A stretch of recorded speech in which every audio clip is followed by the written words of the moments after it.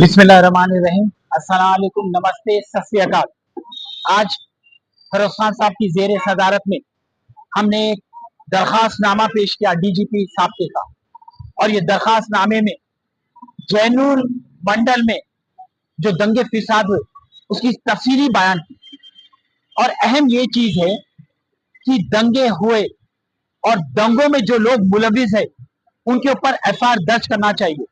उनके ऊपर एफआईआर दर्ज हुए, बस साथ ही साथ जो बेकसूर लोग हैं जिनके दुकानों को जला दिया गया, मसाजिदों की बेहरमती हुई, उनके गाड़ियों को जला दिया गया, तबो ताराज कर दिया, वो मासूम लोगों के ऊपर भी एफआईआर दर्ज हुआ।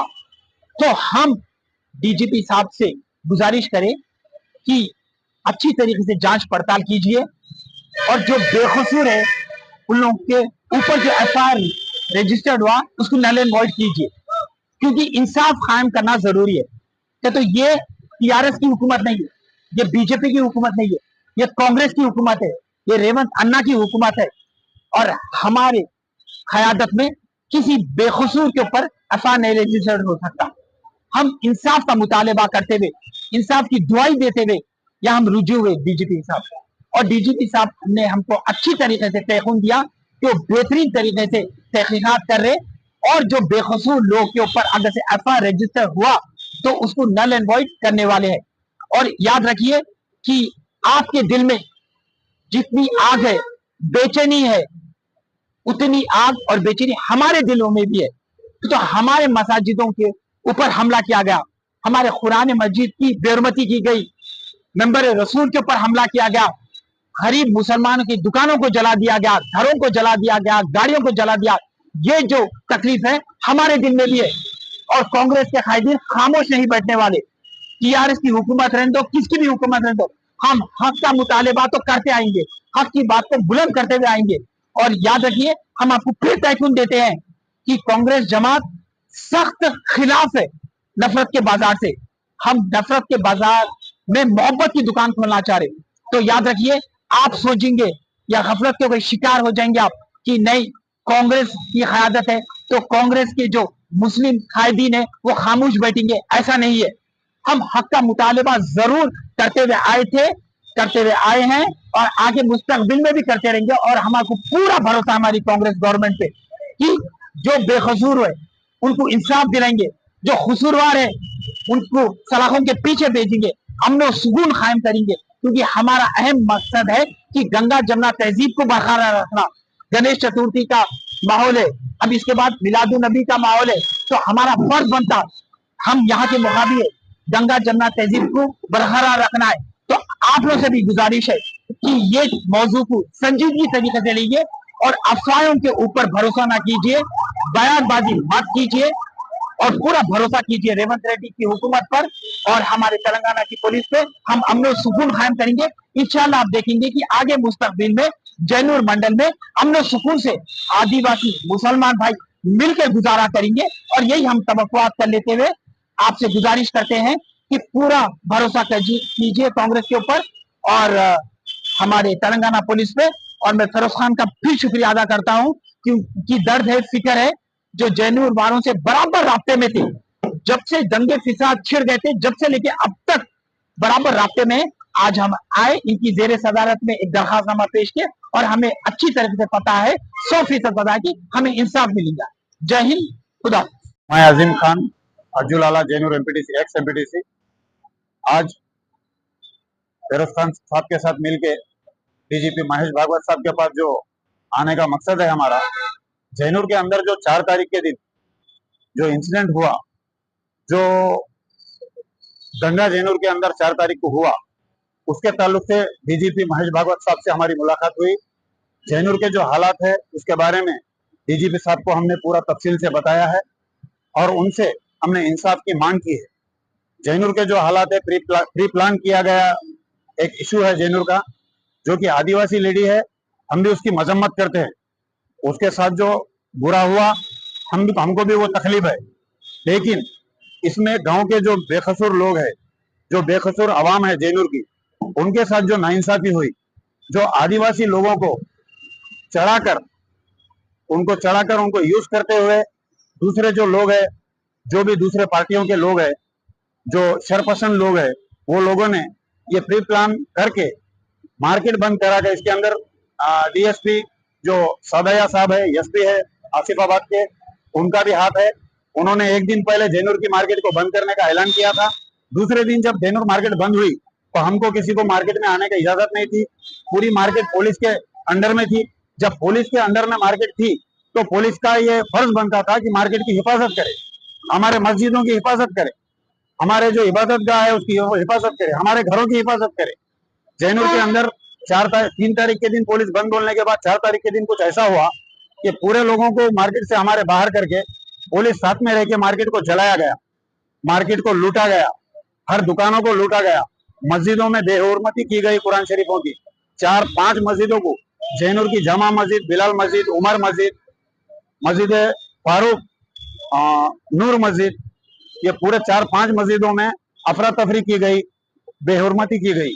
उसके बाद दूसरी बात, हमारे ही दुकान टूटे, हमारे ही दुकान जले, हमारे ही दुकान लूटे, हमारे ही घर टूटे, हम लोग लूट गए, हमारी इबादत गाह पूरी तहस नहस हो गई। उसके बाद हमारे ही नौजवानों पर केस करके जेल को भेजा जा रहा है।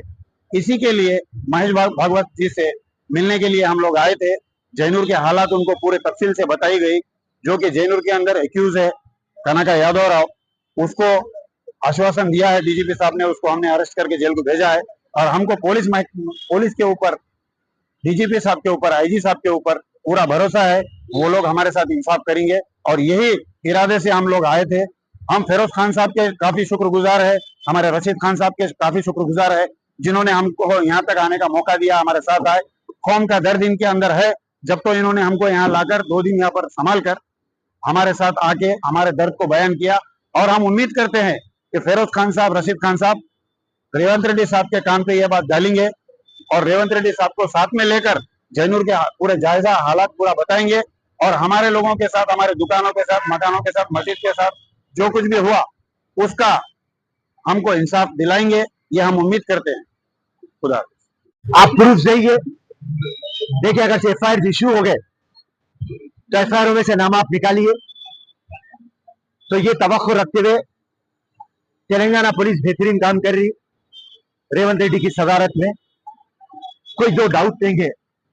पर आपको मालूम है, ये बात से आप वाकिफ है, जब भी कम्युनल वायलेंस होता किसी को कुछ समझ में नहीं आता और एक बीस्ट, एक ऐसी हैवानियत आ जाती और वो हैवानियत का शिकार हुआ हमारा मुसलमान, हमारे मस्जिद। पर आप हमारे पे भरोसा रखिए, 144 सेक्शन लगा हुआ है।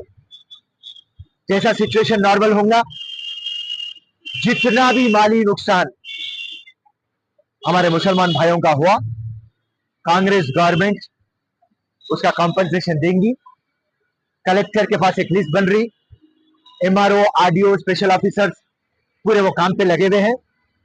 और आप हमारी गारंटी ले लीजिए, जो भी इसके अंदर इन्वॉल्व है वो जेल को जाएगा और अब तक जेल चले गया, और जो इन्वॉल्व नहीं है वो जेल को नहीं जाएगा। और जो भी कसूरवार है उस पे केस, और जो भी इनोसेंट है उसमें से केस हटाया जाएगा। ये भरोसा हमको डीजीपी साहब दिए हैं और हमको रेवंत रेड्डी साहब दिए हैं। तो पूरे मेरे भाई और बहनों को, जिस तरीके से हमारा राशिद खान बोल रहा था, गंगा जमुना की तहजीब जो हमारी पहचान है, गणेश चतुर्थी है, मिलादुल नबी है, अमर और सुकून रहना है। और हम और आपको, मुसलमान हो या आदिवासी हो, आपको हमारे को मिलकर रहना है।